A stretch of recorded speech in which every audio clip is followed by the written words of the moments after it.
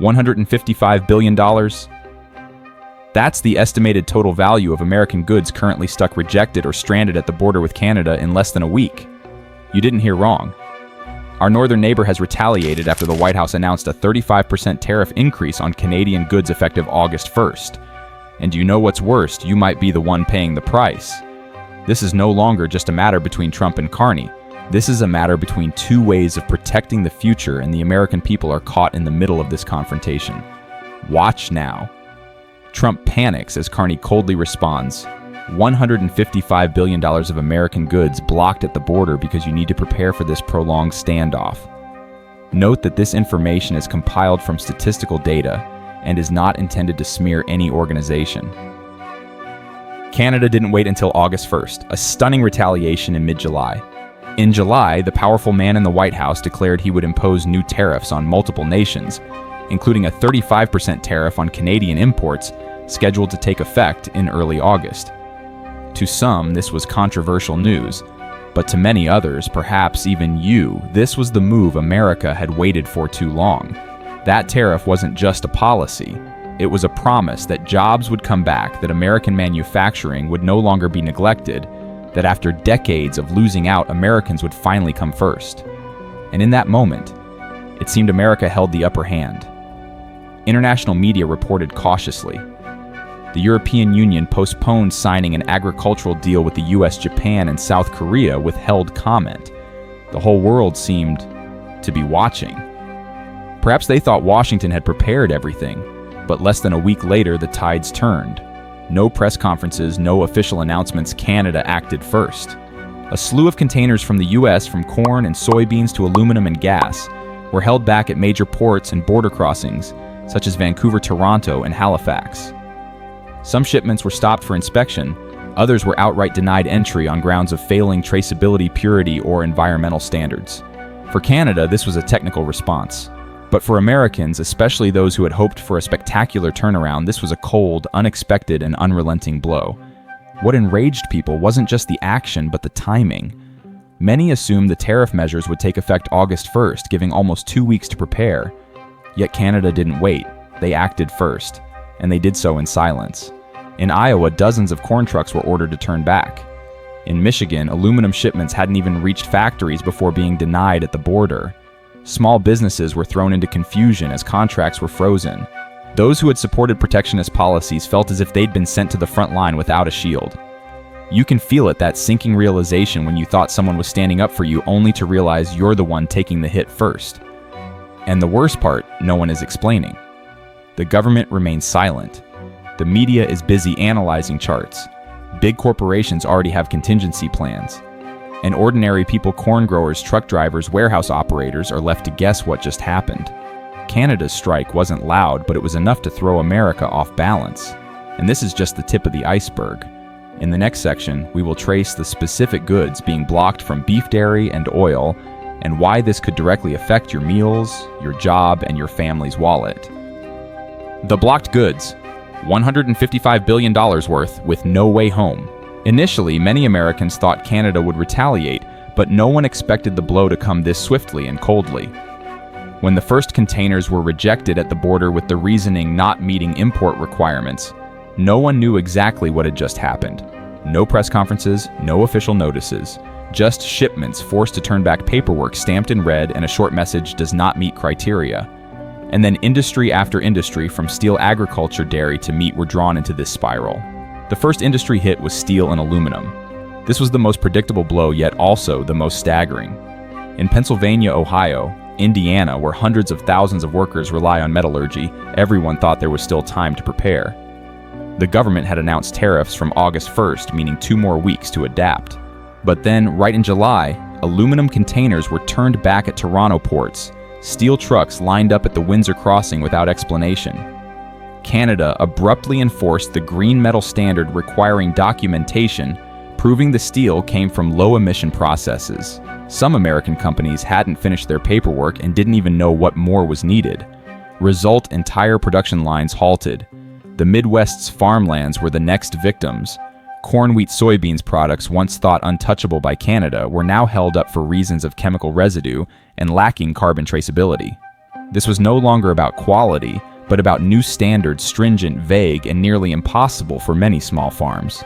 Corn prices fell to a 5-year low below $4 per bushel. Tractors stopped running. Many were forced to liquidate stockpiles just to cover fuel and seasonal debts.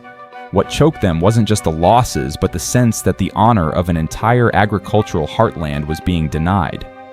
Then came dairy and butter, the blow even harder. Canada had already limited U.S. dairy imports through a complex quota mechanism. If exceeded, tariffs could reach 300%. America had protested, claiming Canada violated the spirit of USMCA, but at least back then, producers knew the rules they had to play within. Now, there were no rules. Canada began rejecting shipments that complied with quotas and historical agreements alike. In Wisconsin and Minnesota, dozens of containers of buttermilk and cheese were rejected without detailed explanation. No more arguments about quotas, just silence and returned goods slips. This wasn't merely losing a market, this was a fracture of trust, the trust that fair rules still existed to rely on. And then came beef chicken, the pride of rural America. From Texas to Nebraska, numerous shipments were sent back due to missing biosecurity certifications or traceability documents that failed to satisfy new requirements. Multi-generational farms were forced to freeze contracts because they couldn't meet criteria that were implemented without any consultation process. People began to sense their worst fear materializing when the Canadian market, once accounting for over 18% of U.S. agricultural food and processed industry exports, suddenly slammed its doors shut. According to preliminary estimates from independent research groups, the total value of U.S. goods stalled, rejected, or withdrawn from Canadian orders has now surpassed $155 billion. A cold, hard figure, but behind it are very hot realities: idle trucks, overstuffed warehouses, slashed worker wages, and mounting household bills. This is no longer a tariff war between two governments. This is fear creeping into every dinner table, every gas station, every neighborhood, and this is only the surface. In the next section, we'll dig deeper into what's quietly unraveling shuttered factories, abandoned dreams of reindustrialization, and a public's faith in the America First promise growing shakier by the day. From closed factories to abandoned fields, the story behind the numbers. When American goods are turned back at the Canadian border, the first ones to suffer are not big corporations, but very specific people. Farmers, truck drivers, and workers in processing plants. In states like Iowa or Illinois, harvest season is usually a time people look forward to.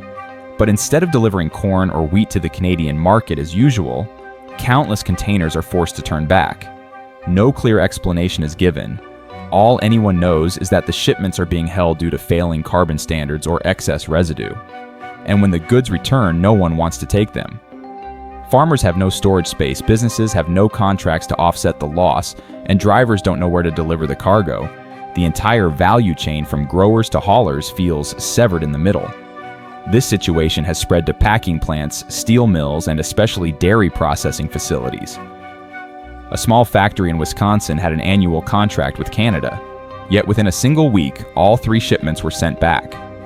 No official paperwork was needed, just a cold, brief notification from customs: does not meet import requirements. Machinery began shutting down.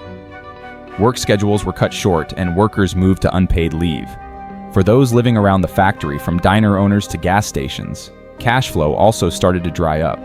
A small town sustained by dairy production, from gas stations, diners to part shops, does not collapse with a bang, but quietly, like a tree losing water. Everything shrinks. The sound of trucks fades. The now hiring sign at the factory gate is taken down.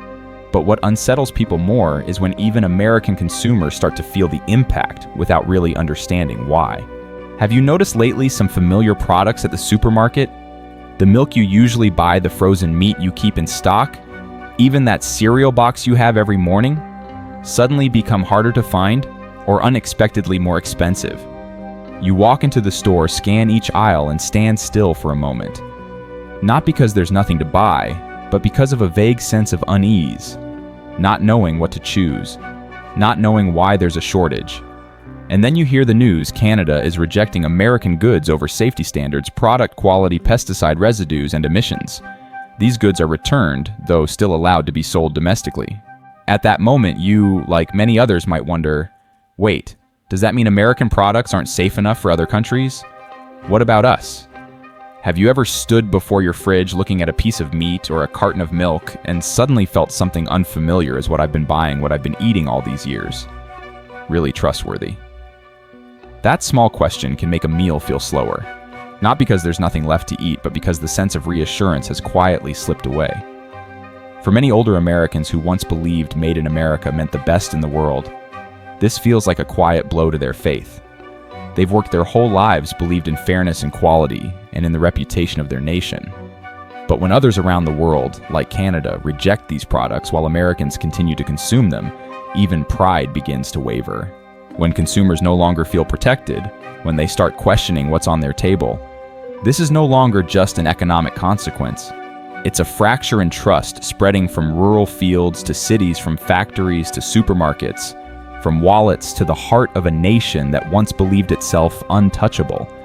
And the more worrying thing is, this is only the first ripple. What happens if the world starts seeing Canada as a model and all those orbiting America like planets suddenly shift their course? The world no longer waits for America as new alliances rise. For decades, America was like the sun of the world economy, an irreplaceable center.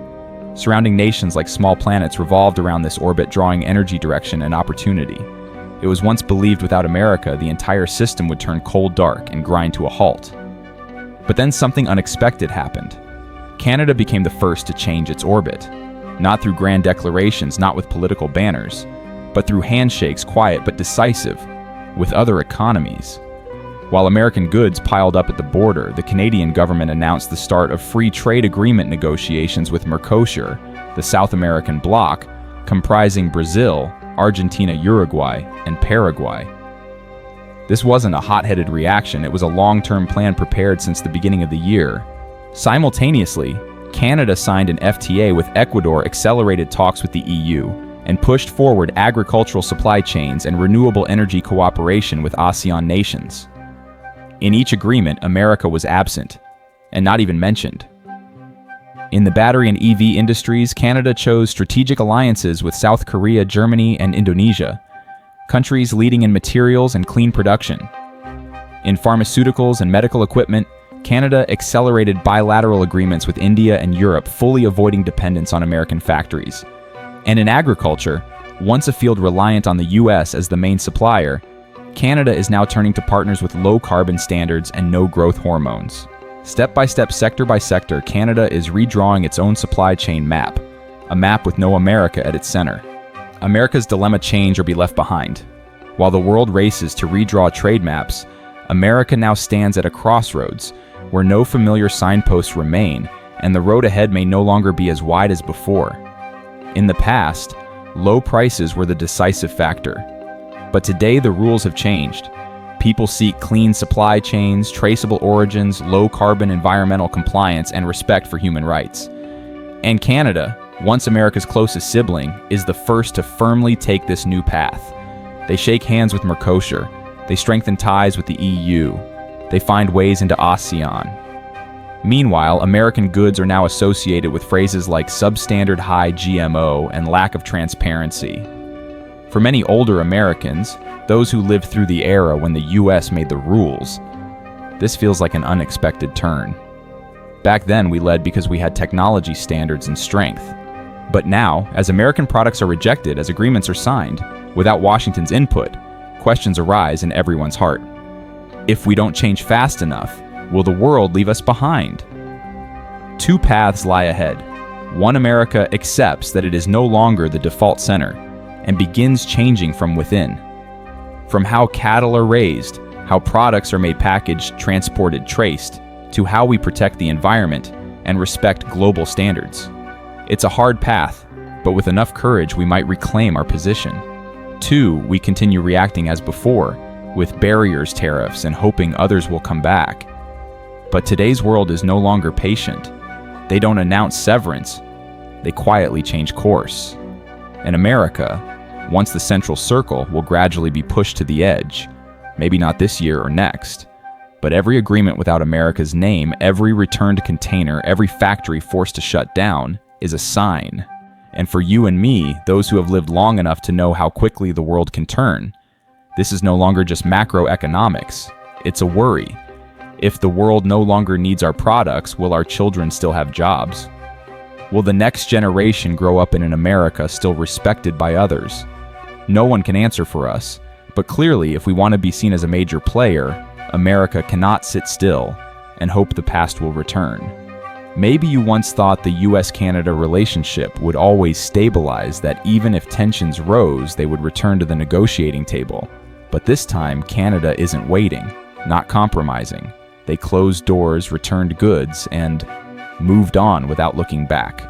The question now isn't what will America do, but what will you do when everything familiar slowly fades away? When the milk you drink, the meat you eat, the steel you once forged, is no longer welcomed by the world as before. Do you still believe America leads? Or is it time we take a hard look to avoid being left behind? Don't let silence be the answer. This video does not promote division within the United States, nor encourage secession. All content is presented with the purpose of exploring, analyzing, and sparking discussion based on current events, emotions, and social trends. We respect the U.S. Constitution and all federal regulations.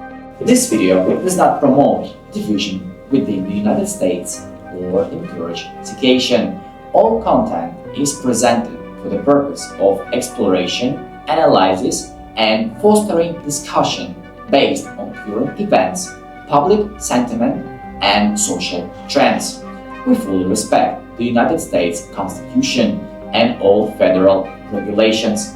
If today's analysis made you think, drop a comment so we can keep the conversations going. And don't forget to like, subscribe, and hit the bell so you will never miss our next independent deep dive.